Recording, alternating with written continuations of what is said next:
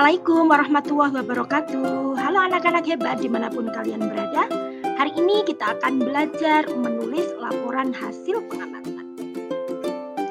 Nah anak-anak, tujuan pembelajaran kita hari ini adalah dengan melakukan kegiatan pengamatan, Ananda dapat menulis laporan hasil pengamatan berdasarkan sistematika yang benar. Tim ekspedisi Sungai Nusantara menemukan 180 partikel mikroplastik dalam setiap 100 liter air di Sungai Ciwulan, tepatnya di Kelurahan Lewiliang, Kecamatan Kawalu, Kota Tasikmalaya, Jawa Barat. Partikel mikroplastik ini berasal dari sampah-sampah plastik yang dibuang di sungai. Sampah plastik yang tidak terkelola akan terfragmentasi menjadi mikroplastik atau serpihan kecil berukuran lebih kecil dari 5 mm.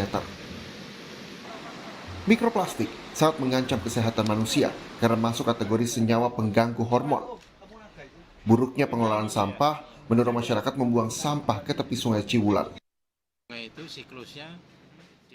Dan ini kemudian kita melakukan uji mikroplastik dan kita menemukan ada 180 partikel mikroplastik setiap dalam 100 liter. Artinya sampah-sampah plastik yang terbuang tidak terkelola ini akan mengalami fragmentasi dan dia akan terpecah-pecah menjadi mikroplastik.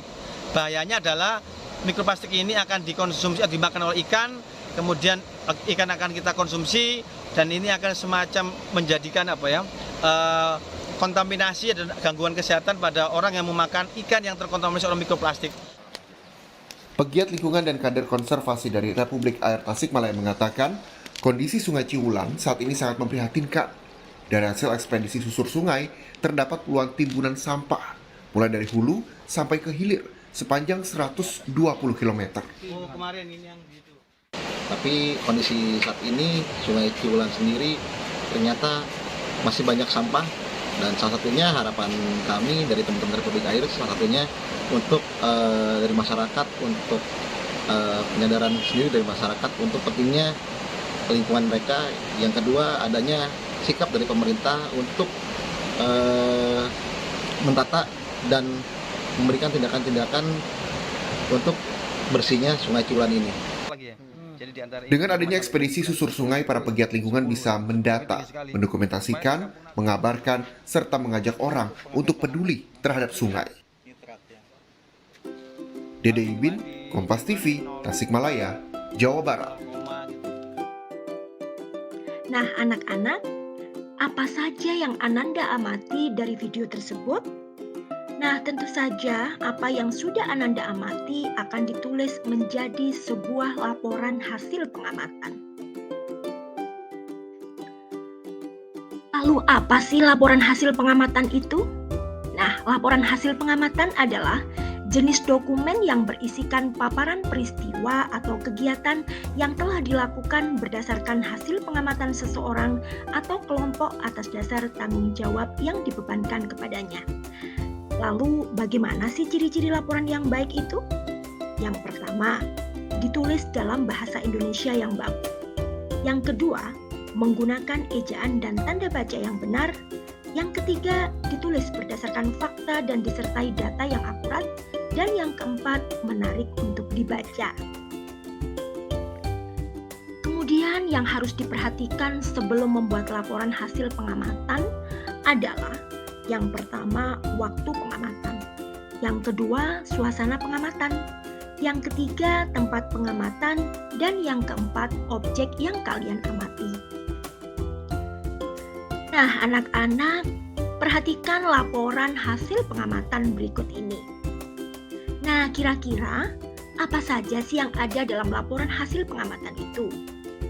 Nah, tentu saja yang pertama adalah judul pengamatan. Judul pengamatan di sini adalah laporan hasil pengamatan. Yang kedua adalah pengamat. Pengamat adalah orang yang mengamati. Yang ketiga adalah nama kegiatan. Nama kegiatan di sini adalah pengamatan cara tumbuhan beradaptasi. Kemudian yang keempat adalah lokasi pengamatan. Nah, lokasi pengamatan di sini adalah pekarangan sebuah rumah kakek. Kemudian waktu pengamatan.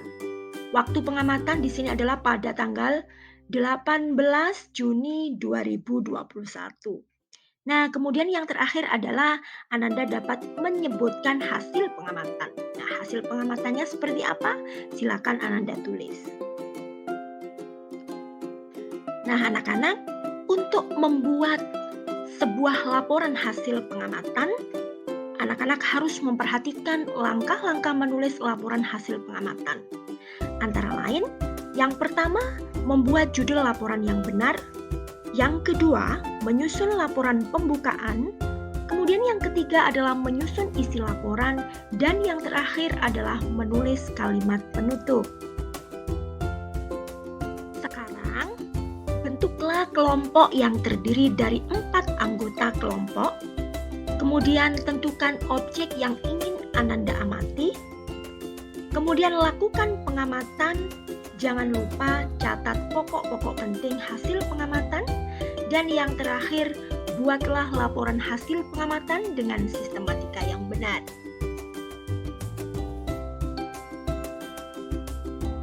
Nah, anak-anak, pembelajaran hari ini telah selesai. Semoga bermanfaat. Tetap semangat belajar. Terima kasih. Wassalamualaikum warahmatullahi wabarakatuh.